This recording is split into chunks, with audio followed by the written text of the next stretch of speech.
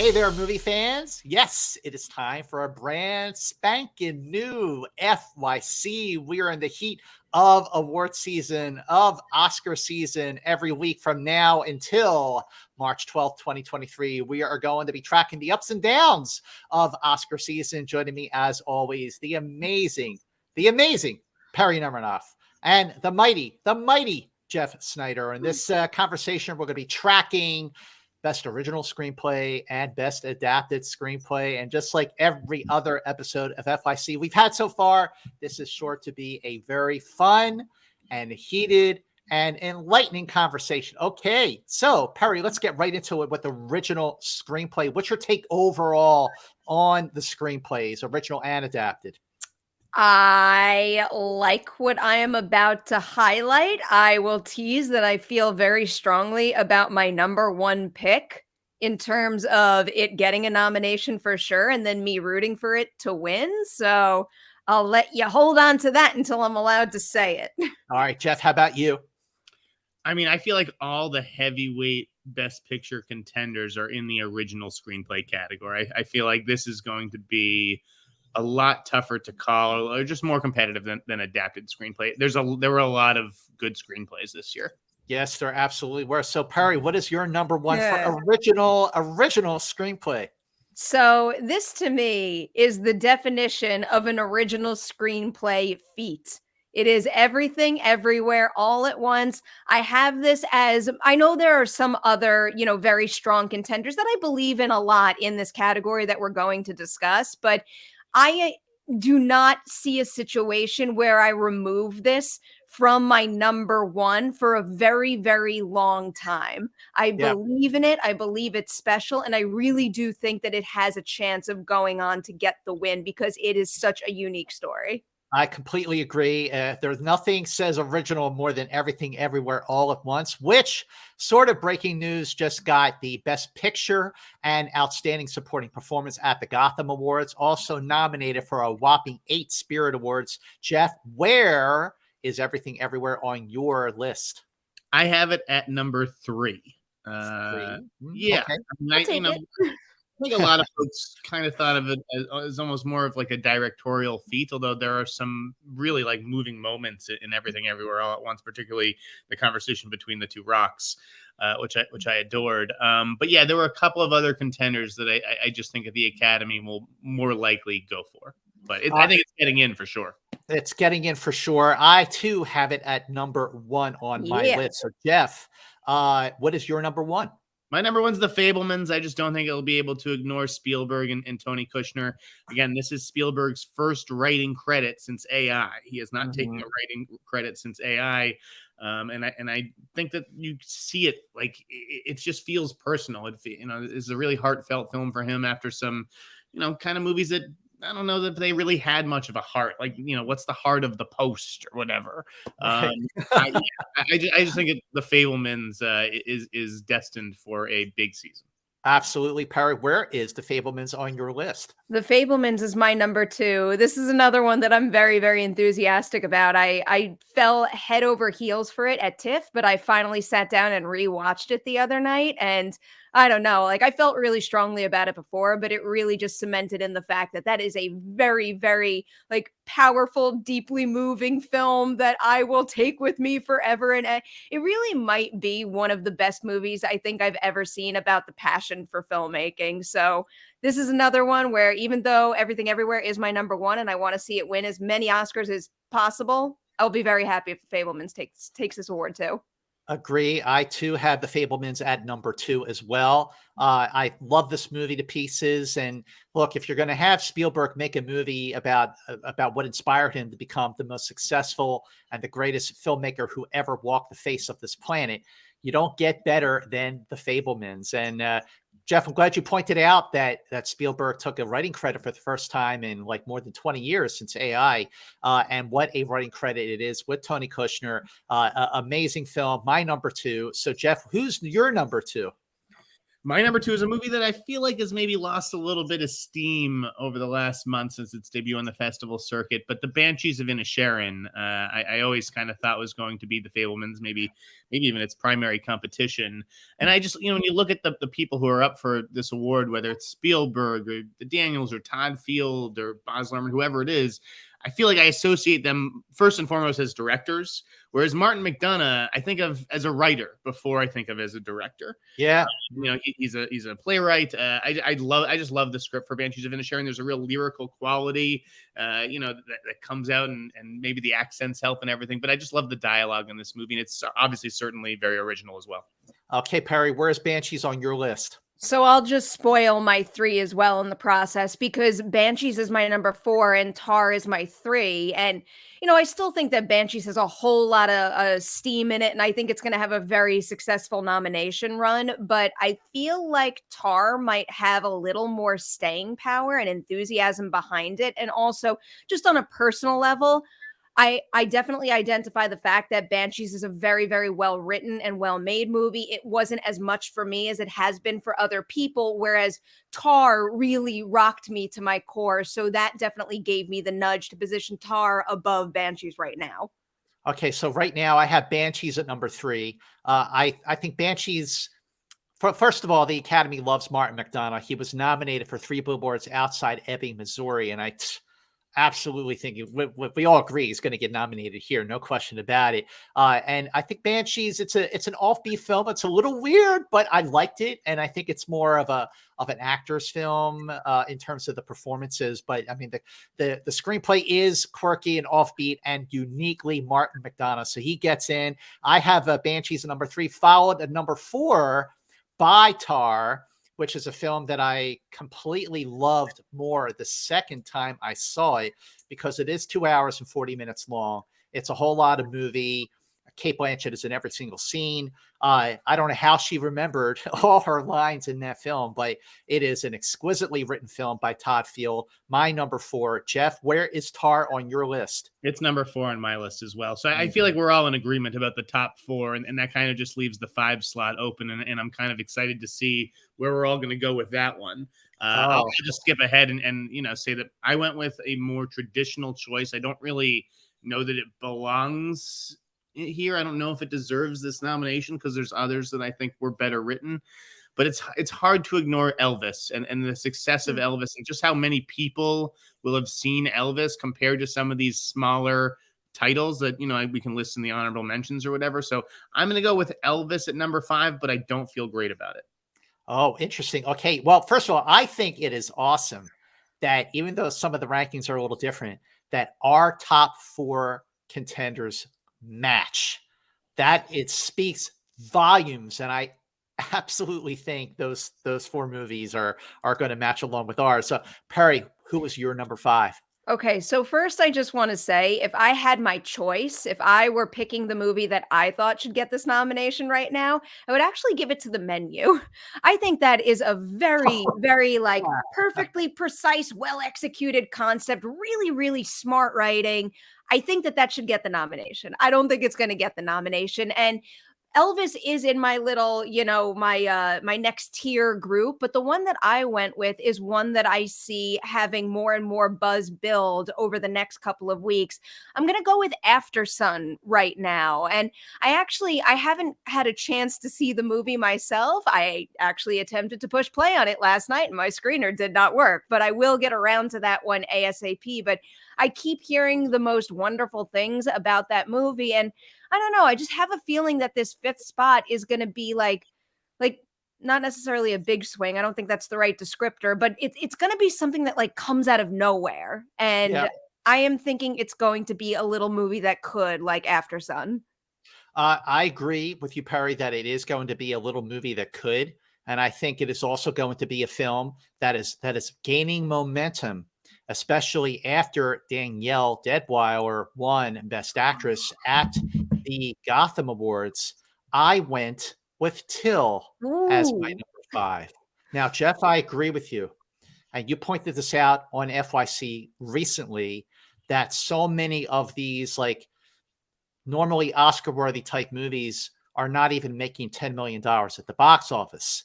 and that is a crying shame. But Till, I mean, sort of certainly anchored by Danielle DeBauer's amazing performance. But how did she get that performance? That's because of this incredible screenplay co-written by director Chinonye Chukwu. This movie is incredible, and it is so, so, so deeply powerful. But my worry is that not enough people will have seen it by the time the nominations roll around. However, the other movie that I really went back and forth with between Till is Elvis, a movie that people did see, and which is a movie that I have said elsewhere on FYC that I really, really love. And as much as I want to see Till make it in, I'm going to pencil Till in for now. I'm also going to pencil in Elvis and see how the rest of this conversation goes to see if maybe another movie will end up in that top 5. But like, who's your number 1 honorable mention there, Jeff? Well, real quickly to go, so I said Elvis, you said Till, and Perri said After Sun. Did you see After Sun, Scott? I didn't see After Sun. After Sun is good, but Perri, I think once you see it, you'll realize it's really a directorial thing. It's about the mood and the tone and the atmosphere more than it is the script. So I don't really think After Sun has a chance. But the one that I went back and forth on was The Inspection. I think someone like Elegance Bratton could very well be recognized here because Best Director is going to be very competitive. That's going to depend on whether Jeremy Pope and Gabrielle Union really catch fire. Like if their performances get into the conversation, it might be tough to leave him off. And then just some other titles, and I'll kick it to you guys after this. But like Triangle of Sadness, it has a lot of buzz with Ruben Östlund. There's always Damien with Babylon. There's Jordan Peele, a past winner for Nope. And then there's The Woman King. So those were sort of some of my honorable mention titles. Did I just cut out for a significant period of time? Perri, who are some of your honorable mentions? So I think I just cut out for a good chunk of Jeff's description there. I didn't really hear anything, but we're on honorable mentions for this category, right? Yes. So I right now have After Sun there, and I cut out right after Jeff had mentioned that it feels more like a director's piece. And so my response to that might be, well, then maybe it could still get in for screenplay because Charlotte Wells is probably not going to be considered in the Best Director category, which is absolutely stacked. So that favor might wind up drifting to this category. So that's why that's part of the reason why I have After Sun at the top of this list. But then I also am considering Elvis, even The Inspection. And I love your Till suggestion, Mance. Last night when I was getting a little frustrated with my screener, I had already had the app that I need where Till lives. Yeah. So I just push play on Till again. And I don't know. That's just a movie that I think is really exceptional and deserves more attention than it's been getting the last couple of weeks. I mean, isn't it just amazing? It really is that good. It really is that good. And I think if like the pandemic didn't sort of speed up this process by which people are dividing what they're going to see in theaters versus what they're going to see at home, I think Till would certainly have been seen by more people already. And hopefully it will keep going, especially now that it's starting to really get some really good traction during the season with that win at the Gotham Awards. Another film, and Jeff, you mentioned Triangle of Sadness. Agree with that movie for sure. The Woman King, absolutely. Nope, absolutely. The Inspection, Elegance Bratton's screenplay is phenomenal. That movie is amazing. It is so gripping and engrossing.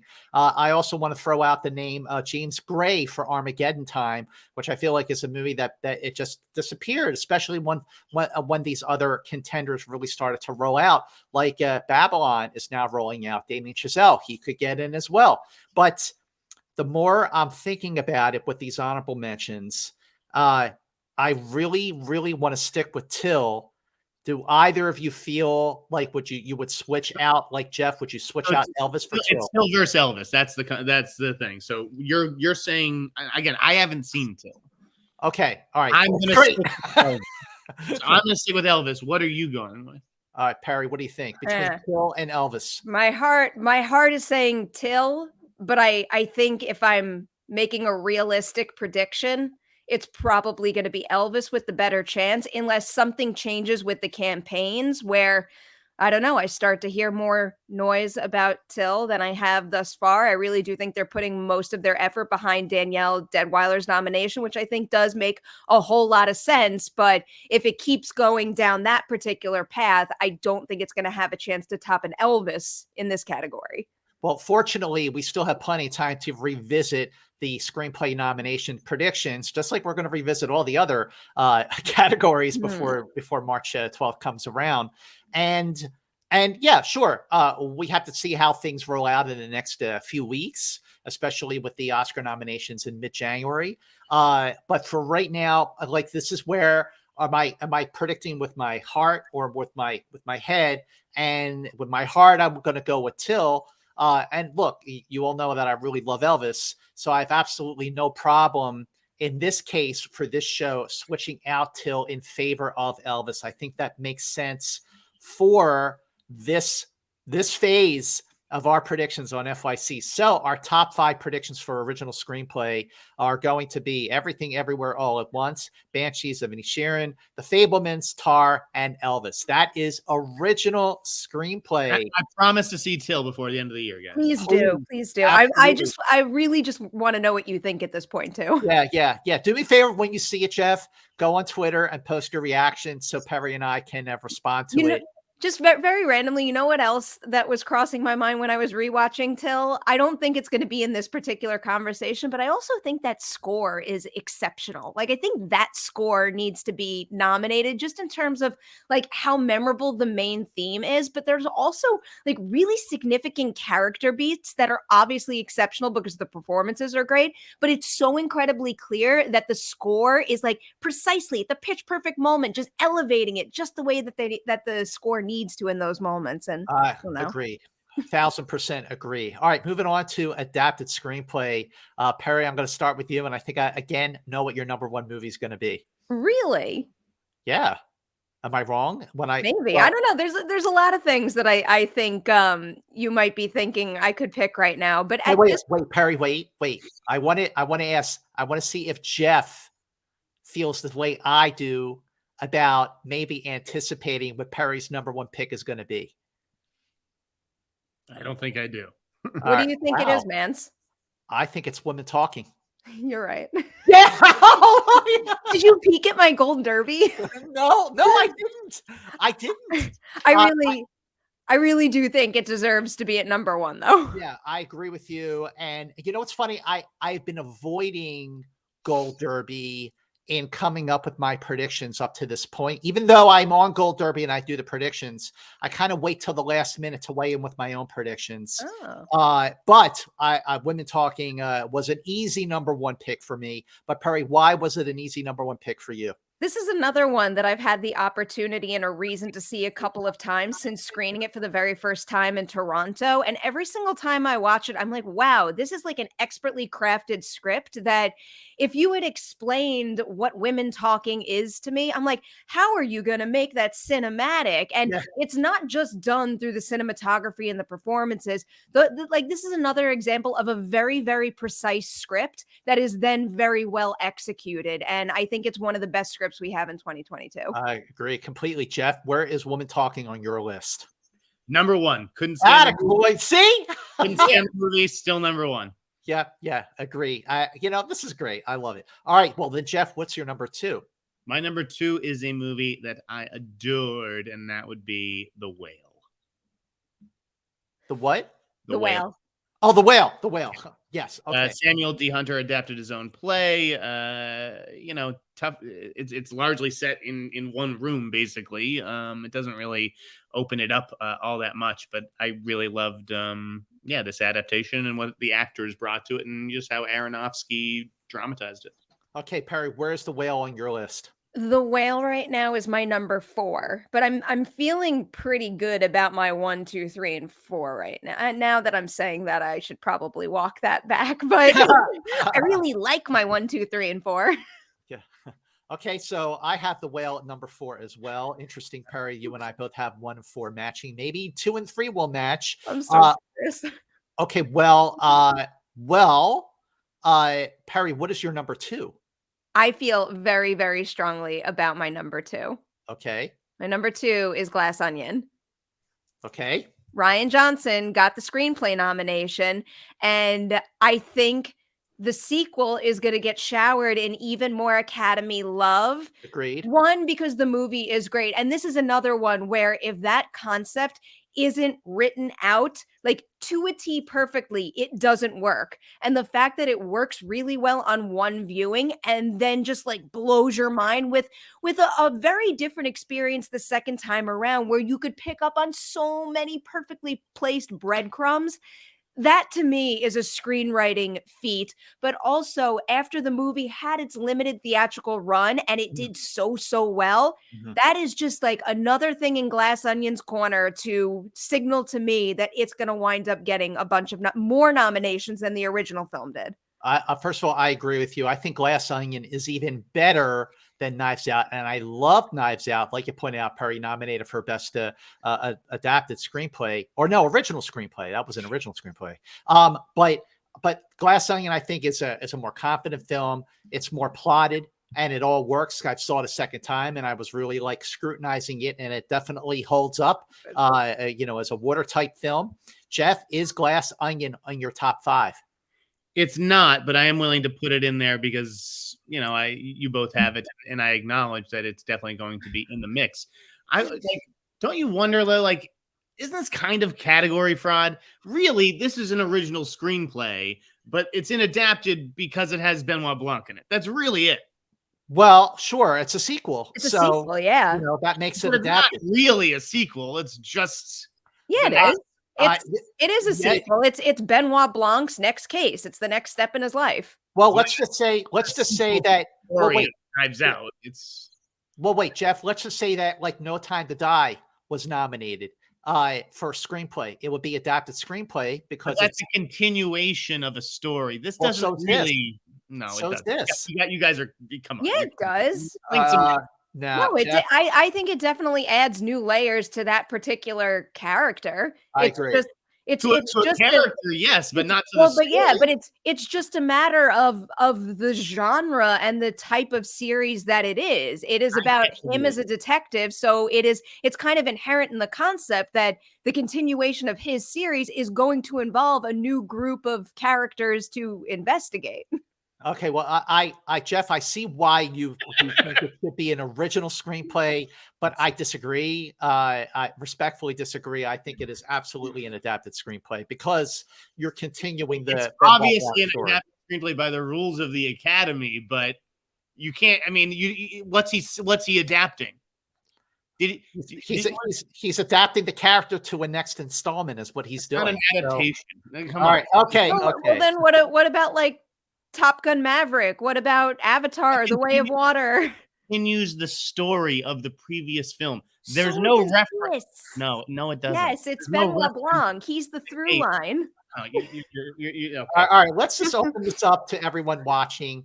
Should Glass Onion be an original screenplay or an adapted screenplay? It is an adapted screenplay. I'm not arguing that, but I'm saying it's not based on anything.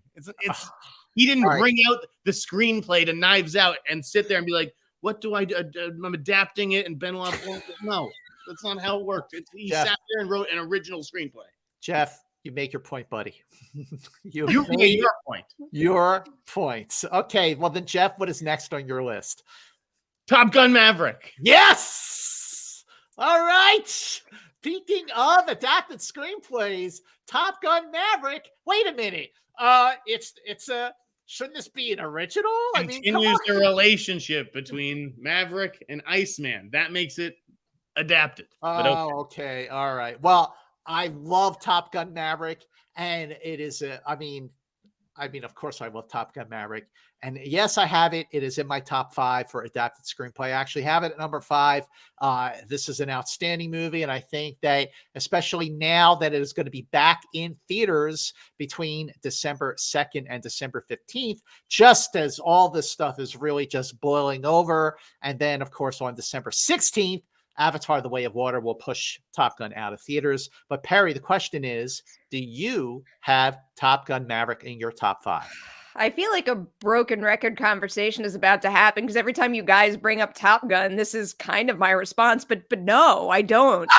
I'm not counting it out. I definitely think it's one of those ones that are on the bubble in my honorable mentions that I should be considering. But if I'm also considering my own personal feelings about the movie, I think the screenplay was one of the things that I was least wowed by. I do think it's weak and maybe a little too formulaic at points. So this is not the area where I would choose to nominate this movie, but I do definitely recognize the fact that it could very much be in this conversation. I smell a bet. I have a bet for this Nemiroff. Okay, let's hear it. The bet is that I say Top Gun Maverick gets in. You say Glass Onion gets in. If they both get in, it's a push. Fine. Oh, I'll take that bet. Okay. Yeah. Well, I feel very good about that bet. I think that those movies will get in as well. I have Women Talking at 1, Glass Onion at 3, The Whale at 4, Top Gun at 5. My number 2, I'm surprised. I mean, maybe you have one of you have it on your list. She Said by Rebecca Leikwitz. That is absolutely a screenplay, and certainly gripping spotlight style screenplay at that. I absolutely think She Said gets in. Do either of you have that on your top 5? Yes, I have it at number 4. Okay, great. Perri, you have it too? 3. Great. Excellent. Okay, so what's missing from either of your lists that we haven't gotten to? So I'm still doing the same thing that I did with the original category, and my 5 spot to me feels like, it's gonna go to a smaller movie, maybe something that not everyone is talking about, but it's gonna feel like it sneaks in, but really they're probably running a good campaign for it. Right now, I have Living in that spot. So do I. Oh, okay. Do you really? I haven't seen it, but I went with it blind. Yeah. I have Living in my number 1 honorable mention. Okay. So, wait, so Jeff, you have it at your number 5 as well? Perri and I, we have 4 of the same. You and I have 4 of the same, Scott. So the question is, okay, so Jeff, you and I have Top Gun, and both you and Perri have Living. So well, I think it automatically is weighted in favor of Top Gun because both of you have it higher in your lists than we have Living. Yes, that's fine. I'm down to get rid of Living and put Glass Onion on. Yeah. Okay. Oh yeah, and Glass Onion as well. Right. Okay. So Women Talking, Whale, Top Gun, She Said, Glass Onion. That's fine with me. Okay. Well, we also have some other honorable mentions we got to mention here. Yes. I loved The Good Nurse. Yes. Holy yes. Shit, what a freaking movie that is. Holy Toledo. Oh my God. Eddie Redmayne and Jessica Chastain. The film. I watched it again the other night, man, with my dad and his girlfriend, and they really liked it too. It's really good. Moly. Really good. Perri, did you see The Good Nurse? I actually, just before we recorded, I put it on my iPad for my very, very long flight on Friday. So come Saturday morning, I will have watched The Good Nurse and some other things that I need to catch up on. Sure. The Good Nurse is excellent. Also, a movie that I think is really going to start getting a lot more traction, especially when it drops on Netflix on December 9th. Guillermo del Toro's Pinocchio. Yep. What a freaking movie. That is more than just animated feature stuff. That's eligible, I think, for the big one, the Best Picture nomination. It's that good. It's brilliant. It is a new classic. It is a masterpiece movie. And it's timeless, absolutely phenomenal. Also, Black Panther, Wakanda Forever. I have The Sun, Sight Unseen. I have The Way of Water, Avatar. Also, A Man Called Otto, and also Bones and All. Some movies there. Yeah, Bones and All. All right. I want to just real quick, because I have to be the anti-Knives Out guy. That's my role. Show, okay. Hi. These are questions for you. Just questions. All right. Okay. Is the fact that this is not a theatrical movie, that this is a Netflix movie, does that hurt it at all? Right? No. If anything, I think its release strategy just helped it significantly. Yeah, and it did well. Really well. Here's the other thing, and this is a true thing, whether anyone wants to acknowledge it or not. Does the money that Rian Johnson made on this sequel Are people like, oh, he got the money, we don't need to give him an Oscar nomination, he got a $469 million deal? Because people do think like that. I don't think that, Matt. I don't think one thing has anything. In this case, it is such a intricately plotted mystery comedy. I don't really see it. What makes it that much different from something like Murder on the Orient Express? It's just like a clever murder mystery. It's like, better than that. Not a great year in the category. I think it's better than like I liked it more than the first one too. All right, Perri, what do you think?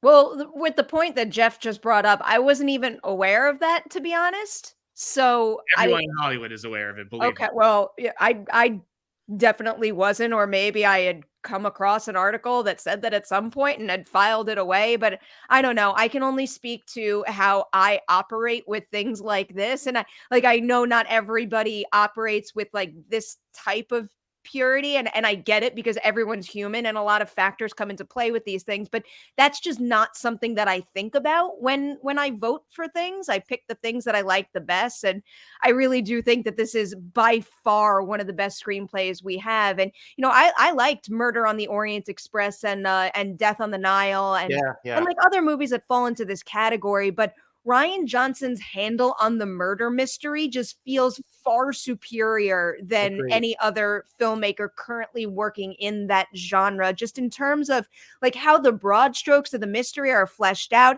Every single key character's, influence on that mystery, their purpose in like trying to solve the mystery for themselves and their own, behind the scene. I'm trying so hard to talk about things without spoiling anything, but I just think it's a very, very well drawn mystery from top to bottom, every single layer. And it really does offer the experience to rewatch this movie multiple times and find new elements that are meaningful every single time. Which she said. Absolutely. Absolutely great. And I give one more shout out to a movie that I think has no chance of getting a nomination in this category. Maybe not no chance, but I don't think it's gonna.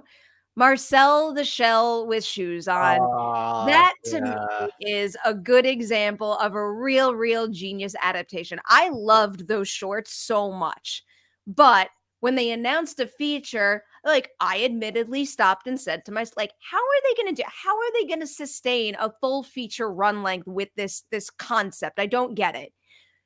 They so far exceeded my expectations just in terms of holding tight to like the cute factor of Marcel being a tiny shell that needs to operate in a human-sized world, and just how cleverly they map all of that out. But then also adding these like real deep, meaningful human themes to this story that are just so powerful and well done in this film.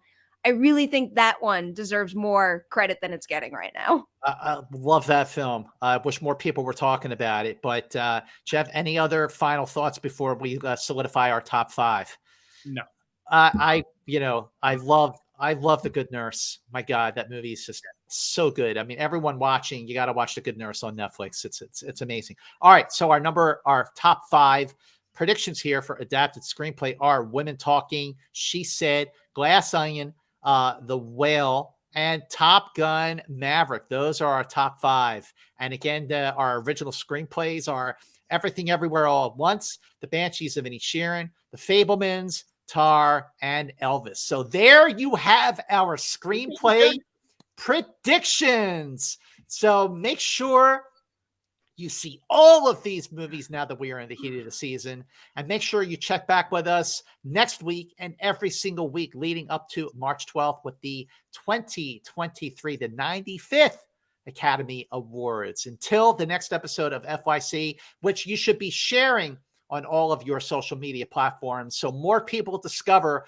the very best award season series. And also, before we part with you, make sure you subscribe to Perri Nemiroff's YouTube channel so you can be the first to know when a new episode of FYC and everything that Perri does drops. You'll want to watch all of it. Until the next time here on FYC, see you later.